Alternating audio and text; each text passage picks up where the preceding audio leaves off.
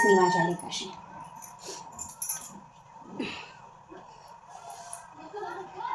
Hello. हां, झालं का तुझं जेवण बिवण? होय, सकाळी ऐकलंय मी तुमच्या नवरा बायकोचं बोलणं. ती लई माझ्याविषयी तुला भरवत होती आणि मी काही तिला वाईट बोलले नव्हते. मी फक्त तिला म्हणले होते ड्रेस घालून घराबाहेर जाऊ नको. आता ती नवी आहे म्हणताना मग पाहुणे रावळे येतात, मग ते बरं दिसतं का? चार चौघात जरा शोभून दिसावं, साडी नेसल्यावर ती उंच दिसते म्हणून म्हणले होते मी. माझं बोलण्याचा इतका राग येतोय तुला? हे बघ, राग येण्याचं काही नाही, तिला जमत नाही साडी नेसायला. आणि तू सुरुवात केली होतीस ना की ड्रेस घाल म्हणून. पण साडी घालण्यात काय वाईट आहे तेव्हा? ड्रेस घालायचं म्हणून ड्रेसवर नाही इतका वाद? मग तू घे ना समजून, ती नवीनच आहे. काही पटलेलं नाही. तिने माझ्या समोरच तुला सांगायचं होतं. फोनवरून काय सांगायची गरज होती तिची?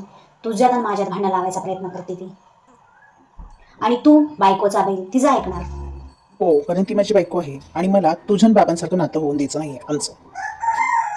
म्हणजे तू माझी आणि तुझ्या बाबाची बरोबरी करणार का? आमचं पटलं नाही काय कारण असतं? आणि मी म्हणते का तुमच्या दोघांचं पटू नये म्हणून? हे बघ, मला एवढंच पटतं. गावाकडे आहे, माझ्याकडे आहे, तेव्हा तिने साडीच घातली पाहिजे. जेव्हा तुझ्यासोबत येईल आणि बाहेर जाईल तेव्हाच ती ड्रेस घालेल. पण ती सुरुवात तर तूच केलीस ना, ती तर साडीच घालत होती. सुरुवातीला मी म्हणले तिला ड्रेस घाल, तिला येत नव्हती साडी घालायला म्हणून. मग आता काय आहे नवीन? आणि रोज घातली तर शिकेल ना. शिकायलाच नको म्हणते. खरंच तिला काय करायचं ते करू दे. एक काम कर, तुझी बायको तुझ्यासोबत घेऊन जा. इथं मला पण नको टेन्शन. घालेल मग ड्रेस घालेल, नाही तर साडी घालेल. मला काय करायचंय डोळ्याआड माझ्या?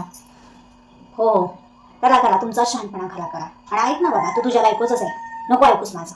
कर तुला म्हणायचं पाहिजे तसं कर. ऐकायचंच नाही तर कशाला बोलायचं आहे माझ्यासोबत? माझ्यासोबत बोलूच नकोस. जेव्हा घरी येशील तेव्हाच बोल.